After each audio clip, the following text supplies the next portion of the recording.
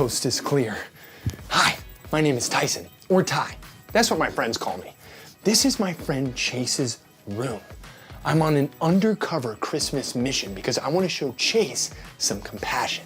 Compassion is caring enough to do something about someone else's need. I care, so I want to do something. But first, I gotta figure out what Chase's greatest need is. The thing he needs most of all. Here, help me look.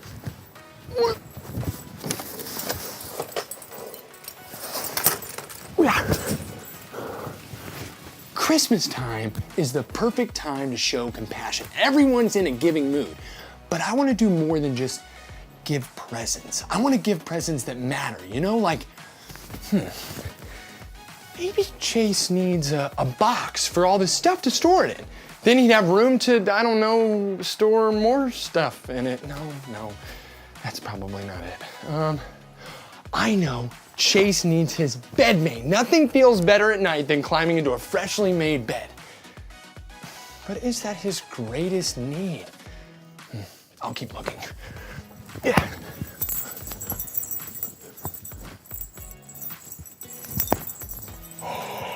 I found it. No nightlight. I mean, not that I use a nightlight, but if there were a nightlight in my room and I did use a nightlight, I'd plug it in right there. Maybe Chase needs a nightlight to keep his room from getting too dark while he's sleeping. Maybe that's his greatest need. Or maybe today's story will help me figure out what his greatest need is. Hey, it might even help me figure out what everyone's greatest need is. Definitely not a nightlight though. Who would ever need a nightlight? Ah! That was not funny. You know what I need for you to never do that again, okay? Thank you. Spy dive.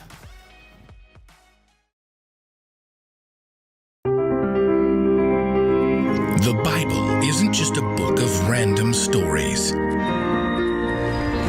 It's 66 different books that come together to tell one story. An incredible one. About God's love for us. And now for an amazing story. Inspired by the book of John, chapter 3, verse 16. The Bible is full of words of wisdom that encourage us to love God, love others, and love life. Now, sometimes Jesus told stories to help people understand the power of God's truth in their life, and that's what stories can do for you. The book of John was written by one of Jesus's closest friends who traveled with him for nearly 3 years. In chapter 3, John tells an amazing story about a religious leader whose whole life was based on following rules. When he met with Jesus, his world was flipped when he heard what Jesus had to say. God so loved the world that he gave his one and only Son. Anyone who believes in him will not die but will have eternal life. So let's see how that truth might play out in someone's life today. Lee loved the feeling of the wind in her face as she sped down the mountain on her bicycle. Now, her mom, Julia, had offered to drive her to school when they moved into the house on the edge of town that summer. It's only a few miles. You still have to come back up the mountain at the end of the day.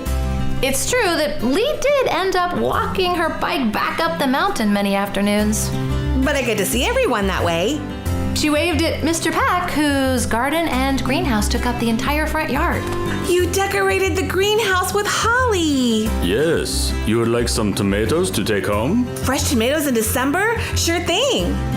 Next, she passed the Rudolph home, where Jen was usually trying to get her 5 kids out of the minivan after school. Hey, let me hold the baby while you get everyone out. Thank you. I need at least 5 extra hands here. Then there was Eric Sutton, who had been putting up new Christmas decorations every single day since Thanksgiving. I hope the electrical grid can handle all that. Well, we'll all know if it can't, right? But there was one person who never waved, never spoke to Lee. Maeve Simpson lived in the house just across the road from the Suttons in a neat home with a wide front porch. She often sat there, now bundled against the cold. Hey there! Merry Christmas! Maeve would simply look away or get up and stalk back into her house. Why does she do that? All the neighbors had an opinion. She just needs to loosen up and have some fun.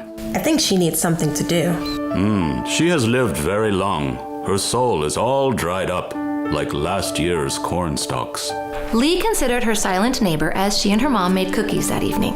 It's just rude the way she ignores people like that. You don't know what's going on inside of her. Everyone has a story. Yeah, but not everyone has an attitude about it. Hey, do we have a holly cookie cutter? Right here. You know, there's only one person who knows Maeve's whole story and what she really needs. Oh, you mean God. When God gave us his son, it was a gift for each one of us. To meet our greatest need, God so loved the world. Lee nodded and pressed out another holly leaf. She'd known the familiar verse since she was a little kid. God so loved the world that he gave his one and only son. And anyone who believes in him will not die, but will have eternal life. That's right.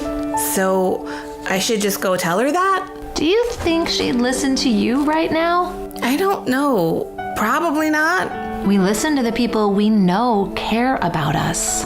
Oh. As Lee frosted cookies and stuck on cinnamon red hots for hollyberries, she thought hard. Can I have a dozen of these? You're gonna eat that many cookies? I could, but I'm not. Lee grinned as she shared her idea with her mom. Now, the next morning, when she was leaving for school, Lee spotted Maeve on her front porch, and she stopped at the mailbox and waved, said hello, but the older lady just stood up and walked back inside the house. Oh boy. Lee took a festive tin of cookies out of her bag and trotted up the front steps and left them on the porch. She's looking through the blinds. The next morning, Maeve's front porch was empty again, but Lee stopped anyway, and she left the wreath that she had made out of fir tree scraps right by her front door. Deck the halls with boughs of holly. The following morning, Maeve's porch was empty once again, but the wreath was proudly hanging on her front door. Yes! On the fourth morning, Lee left for school early. As she carefully fit a thermos full of hot cocoa into her bike carrier, and as she looked up, she saw Maeve was on her front porch. Hey there! Maeve stood. Lee could sense her hesitation. Wait, stop. I don't want to leave this on the porch. Lee hopped off her bike and grabbed her thermos. Hot cocoa. I don't want it to get cold. Lee handed the thermos to Maeve. From scratch, not the packet kind. Maeve nodded briefly, and Lee turned to go. But as she reached her bike, Wait, Lee paused, surprised. there's a lot here. Why don't you come in, warm up for a moment? Well, sure. Inside, Lee was surprised when Maeve offered her sweetbread to go with her hot cocoa. This is amazing. Where did you get it? Stolen. I baked it. I miss having people to bake for. We're having a Christmas party for everyone on the street. You could definitely bring this. I don't know. People, they talk about me. They're only curious. Really. Please come. Well, maybe. Lee smiled. If Maeve came to the party, that would be a start. And if people were kind and show they cared, then she would begin to see God's love in action. And she would discover God's most amazing gift.